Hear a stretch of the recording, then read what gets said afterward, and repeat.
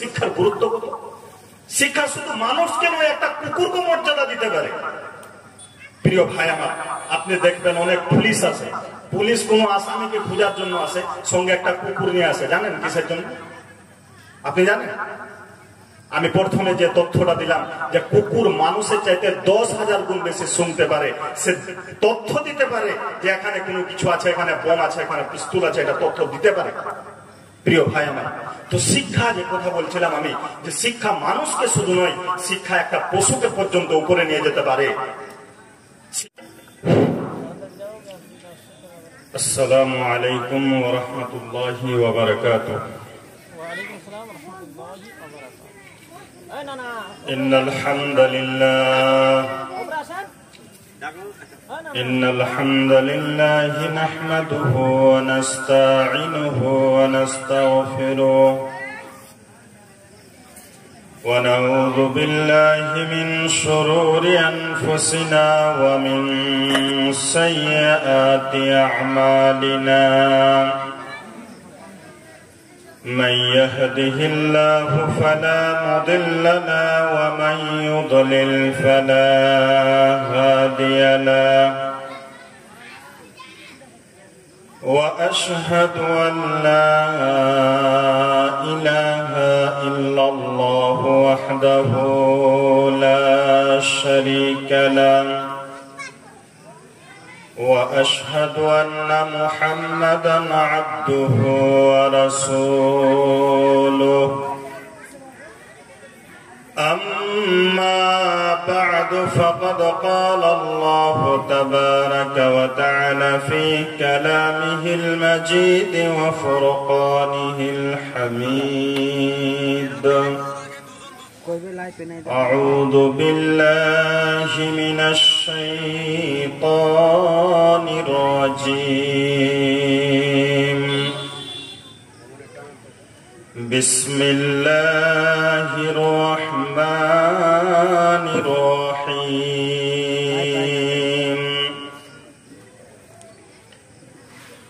قل هل يستوي الذين يعلمون والذين لا يعلمون؟ وقال تعالى في موضع آخر: بسم الله الرحمن الرحيم. اقرأ باسم ربك الذي خلق، خلق الإنسان من علق، اقرأ وربك الأكرم الذي علم بالقلم، علم الإنسان ما لم يعلم. عن أبي هريرة رضي الله تعالى عنه قال: قال رسول الله صلى الله عليه وسلم: من سلك طريقا يلتمس فيه علما سهل الله له به طريقا إلى الجنة. رواه البخاري. উপস্থিত সম্মানিত ইসলাম হিতাকাঙ্ক্ষী ঈমান পিপাসু আমার মুসলমান ভাইয়েরা, সর্বাঙ্গে সে মহান আল্লাহ রাব্বুল আলামিনের কৃতজ্ঞতা, গুণগান, গুণকীর্তন, যিনি আমাদেরকে এই মহতী সভায় একত্রিত হয়ে কিছু বলার এবং শোনার তৌফিক ইনায়েত করেছেন। সেজন্য মহান মনিবের নামে শুকর গুজার হচ্ছে। সকলে পড়ছি আলহামদুলিল্লাহ। পরক্ষণে বিশ্ব মানবতার মুক্তির দূত, নবিকুলের শিরোমণি, বিপ্লবী জননেতা, বিশ্ব মানবতার শিক্ষক জনাবে মুহাম্মদুর রাসূলুল্লাহ সাল্লাল্লাহু আলাইহি ওয়াসাল্লামের প্রতি অসংখ্য দরুদ ও সালাম শান্তির ধারা অবতীর্ণ হোক। সকলে পড়ি আল্লাহুম্মা সাল্লি আলাইহি আল্লাহুম্মা বারিক আলাইহি। আপনারা বিজ্ঞাপনে দেখেছেন নির্দিষ্ট বিষয়বস্তু বেঁধে দেওয়া হয়েছে। এই হিসাবে আজকের বিষয়বস্তু হবে ইসলামের শিক্ষার গুরুত্ব। ইসলাম আসার পরে, ইসলাম আসার আগে আল্লাহ রসুল সাল্লাল্লাহু আলাইহি ওয়াসাল্লাম পৃথিবীতে আসার আগে যে যুগটি ছিল সেই যুগটিকে মূলত জাহিলিয়াতের যুগ বলা হতো। কিসের যুগ? জাহিলিয়াতের যুগ বলা হতো। আর এই জাহিলিয়াতের যুগে আল্লাহ রাব্বুল আলামিন সর্বপ্রথম যে আদেশ করলেন সেটা হচ্ছে শিক্ষা। তার মানে ইসলাম সব থেকে বেশি যে জিনিসটির উপরে জোর দিয়েছে, সব থেকে বেশি যে জিনিসটির উপরে ফোকাস দিয়েছে সেটা হচ্ছে শিক্ষা। আমরা যদি এইভাবে বলি যে ইসলামের নামই হচ্ছে শিক্ষা, তাহলে ভুল হবে না। কারণ জামানায় জাহিলিয়াতকে, জাহালাতকে দূর করার জন্য আল্লাহ রাব্বুল আলামিন যে মাধ্যম দিলেন সেটা হচ্ছে শিক্ষা। আর সর্বপ্রথম আয়াত আল্লাহ রাব্বুল আলামিন নাজিল করলেন, সর্বপ্রথম আয়াত কি? সর্বপ্রথম আয়াত হচ্ছে ইকরা, পড়ো, শিখো, জানো। মুহাম্মদ সাল্লাল্লাহু আলাইহি ওয়াসাল্লামকে সর্বপ্রথমে বলা হলো, হে নবী আপনি পড়ুন, আপনি জানুন। কি জানবেন? আল্লাহর রসুলকে কি পড়তে বলা হলো? আল্লাহর রসুল কি জানবেন, কি পড়বেন? আল্লাহ রাব্বুল আলামিন অন্য জায়গাতে বলছেন, ফাআলাম আন্নাহু লা ইলাহা ইল্লাল্লাহ, যে আপনি জানুন যে আল্লাহ ছাড়া কোনো মাবুদ, কোনো সত্য ইলাহ, কোনো উপাস্য, কোনো আইনদাতা, কোনো বিধানদাতা নেই, এটা জানুন। তাহলে ইসলামে আল্লাহ রাব্বুল আলামিন নবীজি সাল্লাল্লাহু আলাইহি ওয়াসাল্লামকে বলছেন যে জানুন। আর কি জানবেন? সর্বপ্রথমে আল্লাহ কে এটা জানতে হবে। কারণ ইসলামের মধ্যে মূল শিক্ষা যেটা সেটা হচ্ছে তাওহীদের শিক্ষা। মূল শিক্ষা যেটা সেটা হচ্ছে আল্লাহর একত্ববাদের শিক্ষা। আর আল্লাহ রাব্বুল আলামিন সর্বপ্রথম এই শিক্ষা অর্জন করতেই আমাদেরকে আদেশ করেছেন, সারা পৃথিবীর সমস্ত মানুষকে আদেশ করেছেন।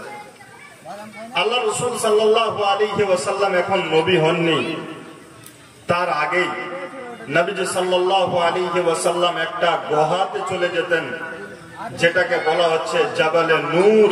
সেই পাহাড়ের উপরে চলে গিয়ে আল্লাহ রাসূল সাল্লাল্লাহু আলাইহি ওয়াসাল্লাম ইবাদত করতেন। আল্লাহ রাসূল সাল্লাল্লাহু আলাইহি ওয়াসাল্লাম আল্লাহর ধ্যানে মগ্ন থাকতেন। আর আল্লাহর ধ্যানে মগ্ন থাকতেন। তারপরে নবীজি সাল্লাল্লাহু আলাইহি ওয়াসাল্লামের কাছে ফেরেশতা আসছে, বিশাল লম্বা চওড়া হাদিস আমরা শুনব। আল্লাহর রাসূল সাল্লাল্লাহু আলাইহি ওয়াসাল্লাম 2 দিন 4 দিন 5 দিনের খাবার নিয়ে আল্লাহর রাসূল সাল্লাল্লাহু আলাইহি ওয়াসাল্লাম চলে যান জাবালে নূরে, নূর পাহাড়ের মধ্যে। নূর পাহাড়ের মধ্যে গিয়ে শুধু একটাই চিন্তা যে আমার জাতিকে কি করে বাঁচাবো, আমার জাতিকে কি করে মুক্ত করব, শিরক মুক্ত করব, বিদআত মুক্ত করব। এই চিন্তায় আল্লাহর রাসূল সাল্লাল্লাহু আলাইহি ওয়াসাল্লাম 2 দিন 4 দিন 5 দিন ধরে সেই গুহাতে থাকতেন। সেই গুহাতে থাকতেন। হযরতে খাদিজা রাদিয়াল্লাহু তাআলা আনহা মাঝে মধ্যেই সেখানে বিশাল উঁচু পাহাড় সেখানে চলে যেতেন। আর আল্লাহর রাসূল সাল্লাল্লাহু আলাইহি ওয়াসাল্লামের জন্য খাবার নিয়ে যেতেন।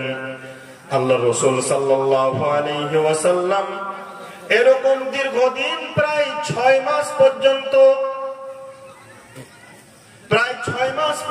আল্লাহ রাসূল সাল্লাল্লাহু আলাইহি ওয়াসাল্লাম সেই গুহাতেই, সেই হেরা গুহার মধ্যে আল্লাহ রাসূল সাল্লাল্লাহু আলাইহি ওয়াসাল্লাম 6 মাস পর্যন্ত আল্লাহর ইবাদত করলেন। আল্লাহ রাব্বুল আলামিন আলামিনকে চিনার জন্য তিনি তপস্যা করলেন। সর্বপ্রথম হযরত জিবরিল আলাইহিস সালাতু ওয়াস সালাম এসে বলছেন, ইকরা ইয়া মুহাম্মদ, হে মুহাম্মদ পড়ো, জানো, বলো। আল্লাহ রাসূল সাল্লাল্লাহু আলাইহি ওয়াসাল্লাম বলছেন, আনা বিকারি, আমি পড়তে জানি না, আমি কোন ইউনিভার্সিটি কলেজ ইউনিভার্সিটিতে পড়িনি, আমি পড়তে জানি না, আমি একজন নিরক্ষর মানুষ, আমার পড়াশোনা সম্পর্কে কোনো জ্ঞান নেই। হযরত জিবরিল জোর করে দেবে বলছেন, ইকরা ইয়া মুহাম্মদ, হে মুহাম্মদ আপনি পড়ুন সাল্লাল্লাহু আলাইহি ওয়াসাল্লাম। আবার আল্লাহর নবী একই কথা বলছেন, আনা বিকারি, আমি পড়তে জানি না, আমি আক্ষরিক জ্ঞান নেই, আমি কোন ইউনিভার্সিটিতে পড়িনি, আমি কোন কলেজে পড়িনি। একই কথা আল্লাহর রাসূল সাল্লাল্লাহু আলাইহি ওয়াসাল্লাম বললেন। তারপর আল্লাহর রাসূল সাল্লাল্লাহু আলাইহি ওয়াসাল্লামকে আবারও জোর করে চাপা হলো। তারপরে আবারও বলা হচ্ছে, ইকরা ইয়া মুহাম্মদ, হে মুহাম্মদ আপনি পড়ুন। আল্লাহর রাসূল একই কথা বলছেন। শেষে হযরত জিবরিল বলছেন, ইকরা বিসমি রাব্বিকাল্লাযী খালাক, খালাকাল ইনসানা মিন আলাক, ইকরা ওয়া রাব্বুকাল আকরাম, আল্লাযী আল্লামা বিল কলম, আল্লামাল ইনসানা মা লাম ইয়ালাম। এই 5টি আয়াত আল্লাহ রাব্বুল আলামিন দিলেন। মানে কি? এখানে আল্লাহ রাব্বুল আলামিন কি বলতে চাইছেন? আল্লাহ রাব্বুল আলামিন বলছেন, ইকরা বিসমি রাব্বিকাল্লাযী খালাক, পড়ুন হে মুহাম্মদ সাল্লাল্লাহু আলাইহি ওয়াসাল্লাম, আপনি পড়ুন আপনার প্রতিপালকের নামে, যিনি তোমাকে সৃষ্টি করেছেন। তোমার রবের নামে পড়ো, যিনি তোমাকে সৃষ্টি করেছেন আলাক থেকে, রক্তপিণ্ড থেকে। খালাকাল ইনসানা মিন আলাক, যিনি মানুষকে রক্তপিণ্ড থেকে সৃষ্টি করেছেন। ইকরা ওয়া রাব্বুকাল আকরাম, পড়ো আপনার প্রতিপালক বড়ই বুজুর্গ, বড়ই সম্মানী, যিনি মানুষকে কলম দ্বারা শিক্ষা দিয়েছেন এবং মানুষকে সেই সমস্ত শিক্ষা দিয়েছেন যা মানুষ জানতো না। মানুষ এরোপ্লেন বানাতে জানতো না, আল্লাহ রাব্বুল আলামিন শিক্ষা দিয়েছেন। মানুষ মোবাইল বানাতে জানতো না, আল্লাহ রাব্বুল আলামিন শিক্ষা দিয়েছেন। মানুষ গরুর গাড়ি থেকে নিয়ে রকেট আজকে আবিষ্কার করেছে, আল্লাহ রাব্বুল আলামিন বলছেন আমি মানুষকে শিক্ষা দিয়েছি। মানুষের অবস্থা কেমন ছিল আল্লাহ রাব্বুল আলামিন অন্যত্র বলছেন, ওয়াল্লাহু আখরাজাকুম মিন বুতুনি উম্মাহাতিকুম লা তা'লামুনা শাইআ। আল্লাহ রাব্বুল আলামিন বলছেন, আমি মানুষকে মাতৃগর্ভ থেকে পৃথিবীতে নিয়ে এসেছি। সারা পৃথিবীর যত মানুষ পৃথিবীতে এসেছে, সমস্ত মানুষকে আল্লাহ রাব্বুল আলামিন বলছেন আমি মাতৃগর্ভ থেকে বার করেছি, অল্প 2-1 জন বাদে। হযরত আদম আলাইহিস সালাতু ওয়াস সালামকে আল্লাহ মায়ের পেটে থেকে বার করেনি। আল্লাহ রাব্বুল আলামিন তাকে নিজ কুদরতে সৃষ্টি করেছিলেন। আল্লাহ রাব্বুল আলামিন মানুষকে 3 রকম পদ্ধতিতে সৃষ্টি করেছেন। 3 রকম পদ্ধতিতে মানুষকে তৈরি করা হয়েছে। এক, পিতা মাতা ছাড়াই আল্লাহ রাব্বুল আলামিন মানুষকে বানিয়েছেন। যেমন হযরত আদম, না তার পিতা ছিল না তার মাতা আছে, কেউ নেই, বিনা পিতা বিনা মাতাতে আল্লাহ রাব্বুল আলামিন তাকে বানিয়েছেন। 2, হযরত ঈসা আলাইহিস সালাতু ওয়াস সালাম, যার মা আছে কিন্তু পিতা নেই, আল্লাহ রাব্বুল আলামিন তাকে বিনা বাবাতেই তৈরি করেছেন। আর সারা পৃথিবীর যত মানুষ, সমস্ত মানুষকে আল্লাহ রাব্বুল আলামিন পিতা এবং মাতার মিলনের মাধ্যমে আল্লাহ রাব্বুল আলামিন পৃথিবীতে নিয়ে এসেছেন। আল্লাহ রাব্বুল আলামিন বলছেন মানুষের অবস্থা কেমন ছিল, ওয়াল্লাহু আখরাজাকুম মিন বুতুনি উম্মাহাতিকুম লা তা'লামুনা শাইআ। আল্লাহ রাব্বুল আলামিন বলছেন যে আমি যখন মানুষকে মাতৃগর্ভ থেকে পৃথিবীর মাটিতে নিয়ে এসেছিলাম, তার অবস্থা এমন ছিল, লা তা'লামুনা সে কোনো বিষয় সম্পর্কে তার কোনো জ্ঞান ছিল না, তার কোনো বুদ্ধি ছিল না, সে হাঁটতে পারতো না, সে খেতে পেত না, খেতে পারতো না, পায়খানা করে নিয়ে হেঁটে হেঁটে করে চিল্লাতো, কিন্তু সে পায়খানা পরিষ্কার করতে পারতো না। মানুষকে আমি এত দুর্বল করে তৈরি করেছি, সে দুনিয়া সম্পর্কে কিছুই জানতো না। আমি আল্লাহ রাব্বুল আলামিন মানুষকে শিক্ষা দিয়েছি। আল্লাহ রাব্বুল আলামিন বলছেন খালাকাল ইনসান, আমি মানুষ তৈরি করেছি, আল্লামাহুল বায়ান, এবং আমি পৃথিবীর যাবতীয় জাগতিক শিক্ষা তাদেরকে দিয়েছি। আমি আল্লাহ রাব্বুল আলামিন শিক্ষা দিয়েছি। তো ইসলামের মধ্যে শিক্ষার গুরুত্ব অনেক। আপনি নামাজ পড়বেন, নামাজ পড়তে গেলে আগে নামাজ পড়া না আগে শিখতে হবে? কোনটা আগে শিখতে হবে?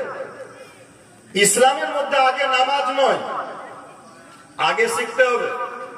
তবে দুঃখের বিষয় হচ্ছে এটা যে আপনারা হয়তো অনেকেই এখানে বসে আছেন যারা 50 বছর থেকে নামাজ পড়ছেন, তবে নামাজ কোনোদিন শিখেননি। আপনার বাপ নামাজ পড়তো, ওই জন্য আপনি নামাজ পড়ছেন। আপনার দাদু নামাজ পড়তো, ওই জন্য আপনার বাপ নামাজ পড়েছিল। কিন্তু নামাজ যে শিখতে হয় এটা আপনার জানা নেই। ইমাম বুখারী রাহিমাহুল্লাহ তার প্রথম খণ্ডতে প্রায় 100 পৃষ্ঠা শুধু নামাজের ব্যাপারে লিখেছেন। অসংখ্য হাদিস শুধু নামাজের জন্য নিয়ে এসেছেন। তো নামাজ যদি এমনিতেই হয়ে যায়, না শিখতে হয়, তাহলে ইমাম বুখারী রাহিমাহুল্লাহর মতো একজন বড় মাপের মুহাদ্দিস এত পৃষ্ঠাতে এতগুলো হাদিস নিয়ে আসলেন কেন? আপনি কি একদিনও চিন্তা করেছেন? একদিনও আপনি ভাবেননি যে আমি নামাজ পড়ছি, আমার নামাজটা হচ্ছে কিনা? এটা আপনি কোনোদিন চিন্তা করেন না। দুনিয়ার ব্যাপারে আমরা সজাগ, কিন্তু আখিরাতের ব্যাপারে টোটালি সজাগ নয়। মনে করেন আপনাদের এই যে প্যান্ডেল যেখানে হয়েছে, এখানে একটা জায়গা কিনবেন, জায়গার যদি কাগজপত্র ঠিক না থাকে তাহলে আপনি কিনবেন না। আগে আপনি কাগজপত্র দেখবেন, রেকর্ড দেখবেন, দলিল মজবুত আছে কিনা এটা দেখবেন, এরপরে আপনি কেনার সিদ্ধান্ত নেবেন। সাধারণ একটা জমি আপনি নিবেন, এই জন্য এতটা সিদ্ধান্ত নিতে হচ্ছে।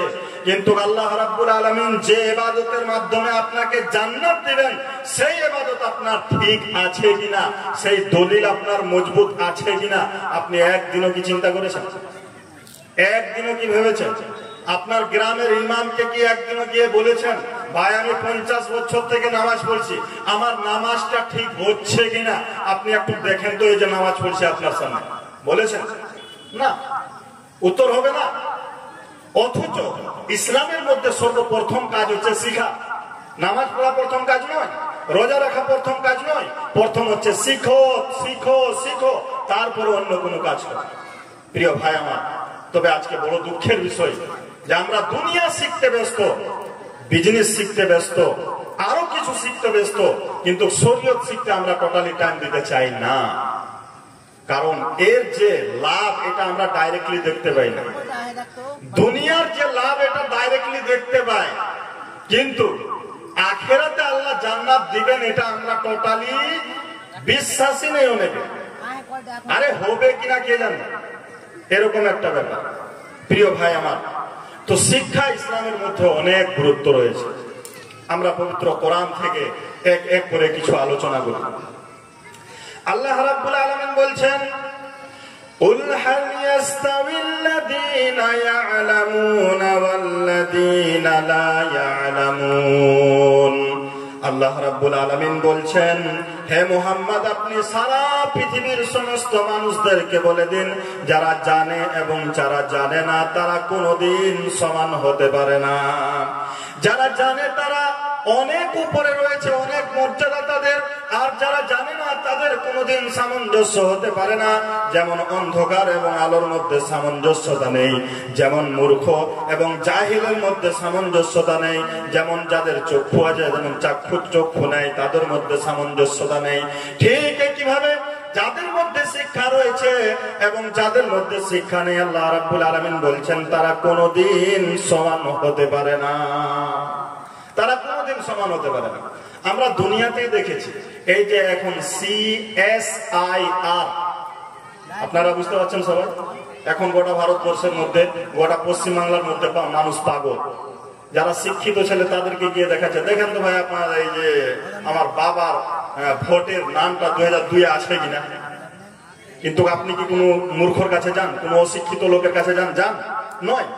তার মানে আপনার কাছে ওই ছেলেটার দাম আছে এখন, আপনি পরে দাম দেন আর না দেন, কিন্তু এখন আপনি কি করছেন, তার কাছে যাচ্ছেন যে ভাই দেখে দেন, একটু ফর্মটা একটু ফিল আপ করে দেন। তার মানে একজন শিক্ষিত ছেলে যদি থাকে তাহলে সাময়িক হলো তার একটা দাম আছে, আপনি তাকে দাম দেন কিংবা না দেন তার দাম আছে। আল্লাহ রাব্বুল আলামিন বলছেন যে কুল হাল ইয়াস্তাবিল্লাযীনা ইয়ালামুনা ওয়াল্লাযীনা লা ইয়ালামুন, যারা জানে তারা এবং যারা জানে না তারা কোনোদিন সমান হতে পারে না, তাদের মধ্যে বিরাট একটা তারতম্য আছে। প্রিয় ভাই আমার, ইসলামের মধ্যে শিক্ষার অনেক গুরুত্ব, অনেক গুরুত্ব। আল্লাহ রাব্বুল আলামিন অন্যত্র বলছেন যে ইয়ারফাইল্লাহুল্লাযীনা আমানু মিনকুম ওয়াল্লাযীনা উতুল ইলমা দারাজাত। আল্লাহ রাব্বুল আলামিন যারা শিক্ষিত তাদের মর্যাদা কত, এটা আল্লাহ রাব্বুল আলামিন বর্ণনা করতে গিয়ে বলছেন ইয়ারফাইল্লাহুল্লাযীনা আমানু মিনকুম। আল্লাহ রাব্বুল আলামিন সম্মানিত করেছেন তাদেরকে যাদের ঈমান রয়েছে, যারা আল্লাহ রাব্বুল আলামিনকে দেখে ভয় করে, যারা ঈমানদার, তাদেরকে আল্লাহ রাব্বুল আলামিন সম্মানিত করেছেন। ওয়াল্লাযীনা উতুল ইলমা দারাজাত, এবং যাদের ইলম রয়েছে, যারা জ্ঞানী, যারা শিক্ষিত, যারা জাহিল নয়, এদেরকে আল্লাহ রাব্বুল আলামিন নিজেই সম্মানিত করেছেন। আল্লাহ রাব্বুল আলামিন অন্যত্র বলছেন ইন্নামা ইয়াখশাল্লাহা মিন ইবাদিহিল উলামা। আল্লাহ রাব্বুল আলামিন বলছেন যে আল্লাহর বান্দাদের মধ্যে আল্লাহকে যারা সব থেকে বেশি ভয় করে তারা কোনো জাহিল নয়, কোনো আনপড় নয়, কোনো বেঈমান নয়। আল্লাহ রাব্বুল আলামিন বলছেন যে যারা শিক্ষিত তারাই আল্লাহ রাব্বুল আলামিনকে বেশি দেখে ভয় করে। আল্লাহকে দেখে ভয় করে কারা? যারা শিক্ষিত তারা। প্রিয় ভাই আমার, এই পৃথিবীর মধ্যে অসংখ্য প্রাণী রয়েছে। আমাদের অনেক হুজুর বলে দেয় বক্তব্য দিতে দিতে যে 18,000 মখলুকাত রয়েছে, কিন্তু এটা ডাহা মিথ্যা কথা একটা। কত প্রাণী রয়েছে আল্লাহ ছাড়া পৃথিবীতে কেউ বলতে পারবে না। কত প্রাণী রয়েছে আপনাকে দেখাবো। সমুদ্রের মধ্যে শুধু মাছের প্রকার ভেদ প্রায় এখন পর্যন্ত বিজ্ঞানীরা 34,000 প্রকার মাছ পেয়েছেন। শুধু কত হাজার প্রকার বললাম? 34,000 প্রকার মাছ রয়েছে। শুধু রুই, কাতলা, ট্যাংরা, বোয়াল, এরকম করে প্রায় 34,000 প্রকার শুধু মাছ আছে। এই যে পিঁপড়া দেখতে পাচ্ছেন, প্রায় 1600 প্রকার পিঁপড়া দুনিয়াতে আছে। আপনি কি করে বলে দিলেন যে 18,000 মাখলুক? নয়, আল্লাহর মাখলুক কত রয়েছে আল্লাহ ভালো জানেন। তার মধ্যে আমরা হচ্ছি সর্বশ্রেষ্ঠ মাখলুক, এমনকি ফারিস্তাদের চাইতো শ্রেষ্ঠ। আপনাকে আমি জিজ্ঞাসা করে আপনি কিসে শ্রেষ্ঠ হলেন? কোন জিনিসটা আপনাকে শ্রেষ্ঠ করলো? আপনি কোন দিক থেকে শ্রেষ্ঠ? আপনি কি বেশি দৌড়াতে পারেন? নয়। একটা চিতাবাঘ ঘন্টায় প্রায় 110 কিলোমিটার দৌড়াতে পারে, আপনি একদিনে 110 কিলোমিটার যেতে পারবেন না। তা আপনি তো দৌড়ার দিক থেকে উত্তম নন। একটা চিল ঘন্টায় 350 কিলোমিটার পর্যন্ত উঠতে পারে, আপনি তো 25 কিলোমিটার গোটা দিন মানে যেতে পারবেন না। তাহলে আপনি তাদের চাইতে দৌড়াতেও আপনি উত্তম নন। সামাজিক ব্যবস্থা যদি দেখেন তো পিঁপড়ার মধ্যে যে সামাজিক ব্যবস্থা রয়েছে মানুষের মধ্যে সেই সামাজিক ব্যবস্থা নেই। তাহলে সামাজিক ব্যবস্থা হিসাবে আমরা পিঁপড়ার চাইতে দুর্বল। তাহলে আমরা উত্তম হলাম কি করে? আমরা যে সর্ব উত্তম কোন দিক থেকে? একটা কুকুর, তার ঘ্রাণ শক্তি যত, একটা কুকুর যতটা শুনতে পারে মানুষের চাইতে প্রায় 10,000 গুণ বেশি একটা কুকুর শুনতে পারে। অর্থাৎ আপনি যদি এখানে এই জায়গাতে যেখানে আমি বক্তব্য দিচ্ছি এখানে 10 ফিট গর্ত করে যদি একটা মানুষকে এখানে গেড়ে দেওয়া হয়, আর যদি আপনি বৈষ্ণবনগরে একটা কুকুরকে রাখেন, সে ওখান থেকে আপনাকে লোকেশন দিতে পারে যে এখানে একটা মানুষকে মার্ডার করা হয়েছে। মানে একটা মানুষ না খেয়ে যতটা শুনতে পারে তার থেকে 10,000 গুণ বেশি একটা কুকুর শুনতে পারে। তাহলে আপনি শোনার দিক থেকে কুকুরের চাইতে অনেক নিচে, তাহলে আপনি উত্তম কিসে? শোনার দিক থেকে একটা হাতি মানুষের চাইতে কয়েকশো গুণ বেশি শুনতে পায়।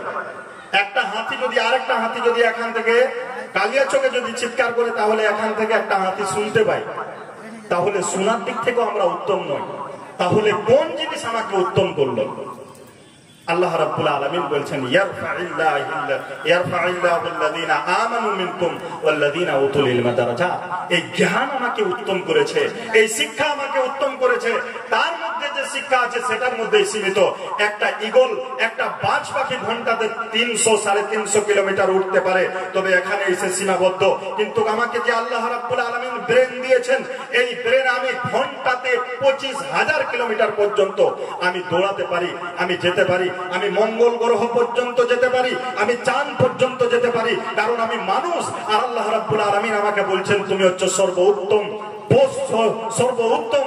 তুমি হচ্ছে পৃথিবীর মধ্যে যতগুলো জীব রয়েছে তার মধ্যে সর্বোত্তম মাখলুকাত হচ্ছে তুমি, কারণ তোমাকে ব্রেন দিয়েছি। আর আল্লাহ রাব্বুল আলামিন বলছেন তোমাকে শিক্ষা দিয়েছি। এই শিক্ষায় তোমাকে সারা পৃথিবীর সমস্ত জীব থেকে এমনকি ফারিস্তার চাইতে তোমাকে উত্তম করেছে এই শিক্ষা। শিক্ষা মানুষকে শুধু নয়, একটা কুকুরকে উত্তম করতে পারে। সূরা মাইদা সূরা নম্বর 5 আয়াত নম্বর 4 এর মধ্যে আল্লাহ রাব্বুল আলামিন বলছেন কোন মানুষ যদি একটা কুকুরকে শিখায়, একটা বাজ পাখিকে শিখায়, শিখানোর পরে যদি সে বলে এই যে মুরগি দেখতে পাচ্ছ ওইটাকে নিয়ে আসো, সেই কুকুর যদি যায় আর মুরগিটাকে ধরে নিয়ে আসে, আল্লাহ রাব্বুল আলামিনের নবী বলছেন সেটা খাওয়া জায়েজ। কারণ শিকারী কুকুরের শিকার করা জায়েজ। যদি সে নিজে কিছু না খায়, আখাম যদি না করে, তাহলে তার ঝুঁটা খাওয়া যায়। যেখানে অন্য হাদিসে বলছে আল্লাহ রাসূল সাল্লাল্লাহু আলাইহি ওয়াসাল্লাম বলছেন ইদা ওয়ালাগা, যদি তোমাদের ইদা ওয়ালাগা আহাদুকুম, তোমাদের কোন পাত্রে যদি কুকুর মুখ লাগিয়ে দেয় তাহলে কি করো? ফাগসিল সাবআ মাররাত উলাহুন্না উখরাহুন্না বিত্তরাব, যে তোমরা সেটাকে 7 বার ধৌত করো, প্রথমবার কিংবা শেষবার তোমরা মাটিতে ধৌত করো। এত নাপাক জিনিস একটা, তবে শিখানোর পরে তার ঝুঁটা পাক হয়ে যায়। আপনি বুঝতে পারছেন যে শিক্ষার গুরুত্ব কত? শিক্ষা শুধু মানুষকে নয়, একটা কুকুরকে মর্যাদা দিতে পারে। প্রিয় ভাই আমার, আপনি দেখবেন অনেক পুলিশ আছে, পুলিশ কোনো আসামিকে খোঁজার জন্য আসে, সঙ্গে একটা কুকুর নিয়ে আসে। জানেন কিসের জন্য? আপনি জানেন? আমি প্রথমে যে তথ্যটা দিলাম যে কুকুর মানুষের চাইতে 10,000 গুণ বেশি শুনতে পারে, সে তথ্য দিতে পারে যে এখানে কোনো কিছু আছে, এখানে বোম আছে, এখানে পিস্তল আছে, এটা তথ্য দিতে পারে। প্রিয় ভাই আমার, তো শিক্ষা যে কথা বলছিলাম আমি, যে শিক্ষা মানুষকে শুধু নয়, শিক্ষা একটা পশুকে পর্যন্ত উপরে নিয়ে যেতে পারে। শিক্ষার এত গুরুত্ব। তবে আজকে আফসোসের বিষয় যে আজকে আমরা সব থেকে বেশি যে জিনিসটাকে অবহেলা করছি সেটা হচ্ছে শিক্ষা। আপনি বলবেন যে মৌলভী সাহেব পাড়ায় পাড়ায় আজকে মিশন গজিয়েছে, পাড়ায় পাড়ায় আজকে স্কুল গজিয়েছে। আমাদের এখানে ইউনিভার্সিটি ছিল না, ইউনিভার্সিটি হয়েছে, কলেজ ছিল না, কলেজ হয়েছে। আপনি কি করে বলছেন যে আপনি শিক্ষার হার কমেছে? অথচ আল্লাহ রাসূল বলছেন যে ইন্নাল্লাহা লা ইয়ানতাজিউল ইলমা ইনতিজাআন ওয়ালাকিন ইয়ানতাজিউহু বিকাবদিল উলামা হাত্তা লাম ইয়াবকা আলিমান ইত্তাখাযান নাস রুউসান জুহালা ফাসুইলু ফাফতাহু বিগাইরি ইলমিন ফাদাল্লু ওয়াদাল্লু। রাওয়াহুল বুখারী। বুখারীর একটা হাদিস, আল্লাহ রাসূল বলছেন যে ইলমকে উঠিয়ে নেওয়া হবে না, জ্ঞানকে উঠিয়ে নেওয়া হবে না, ডাইরেক্টলি জ্ঞানকে উঠিয়ে নেওয়া হবে না। তাহলে জ্ঞানকে কিভাবে উঠানো হবে? আল্লাহ রাসূল সাল্লাল্লাহু আলাইহি ওয়াসাল্লাম বলছেন যে জ্ঞানকে উঠিয়ে নেওয়া হবে বড় বড় আলিম যারা মুত্তাকিন, যারা আল্লাহওয়ালা, তাদেরকে উঠার মাধ্যমে, তার মৃত্যুর মাধ্যমে আল্লাহ জ্ঞানকে উঠিয়ে নেবেন। তারপরে সমাজ কি হবে? আল্লাহ রাসূল বলছেন যে সমাজের মধ্যে কোনো আলিম থাকবে না। এত বিশাল এলাকা আপনাদের শাহবাঞ্চক এলাকা, তবে একটাও ভালো আলিম নেই। এটাই হচ্ছে কিয়ামতের আলামত। আল্লাহ রাসূল বলছেন লাম ইয়াবকা আলিমুন, একটাও আলিম থাকবে না, জ্ঞানী মানুষ থাকবে না, সব শুধু মূর্খ মূর্খ হয়ে যাবে। তারপরে সমাজ এমন হয়ে যাবে যে সমাজ তখন কি করবে, যারা যত বড় মাস্তান, যারা যত বড় গুন্ডা, যারা যত বড় সুদখোর, যারা যত বড় মাতাল, তাদেরকে সমাজের দায়িত্ব দেওয়া হবে, তাদেরকে নেতা বানিয়ে দেওয়া হবে, তাদেরকে মাথা বানিয়ে দেওয়া হবে, তাদেরকে সর্দার বানিয়ে দেওয়া হবে, তাদেরকে ক্যাশিয়ার বানিয়ে দেওয়া হবে, তাদেরকে সমাজের দায়িত্ব ভার দিয়ে দেওয়া হবে। আর শুধু এখানেই মানুষ থেমে যাবে না, আল্লাহ রসুল বলছেন যে তাদেরকে প্রশ্ন করা হবে, হালাল হারাম সম্পর্কে তাদেরকে জানা হবে যে হুজুর এটা হালাল না হারাম। তখন সেই মোড়ল সাহেব, সেই সর্দার সাহেব, সেই ক্যাশিয়ার সাহেব কোন রকম জ্ঞান ছাড়াই উত্তর দিবেন, বেগাইরে ইলমিন ফাফতাহু বেগাইরে ইলমিন, কোন জ্ঞান ছাড়াই তারা উত্তর দিবে। নবীজি সাল্লাল্লাহু আলাইহি ওয়াসাল্লাম বলছেন ফাফতাহু বিগাইরি ইলমিন ফাদাল্লু ওয়া দাল্লু, যখন তারা আইডিয়াতে গুলি মারবে, যখন তারা কোনো কিছু ছাড়াই যখন ফতোয়া দিতে লাগবে, আল্লাহ রাসূল বলছেন তারা নিজেরাও গোমরাহ হবে, অপরকেও গোমরাহ করবে, তারা নিজেরাও জাহান্নামের মধ্যে যাবে, অপরকেও জাহান্নামের মধ্যে নিয়ে যাবে।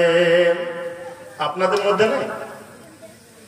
আপনি চায়ের দোকানে বসে না, দেখে নেন কত বড় বড় মুফতি দেখবেন, একজন আলিম পাশে বসে আছে, আর চায়ের দোকানে একজন আরেকজনকে জিজ্ঞাসা করছে ভাই 7 দিনে আকিকা দেওয়া যায় কিনা, হুট করে একজন বলছে না দেওয়া যাবে না, আরেকজন বলছে না দেওয়া যাবে, অথচ তার এই সম্পর্কে কোনো জ্ঞানই নেই, সে ফতোয়া দিচ্ছে। আপনি চায়ের দোকানে চলে যান, তারপরে দেখবেন মুফতির অভাব নাই, কত মুফতি নেবেন গো।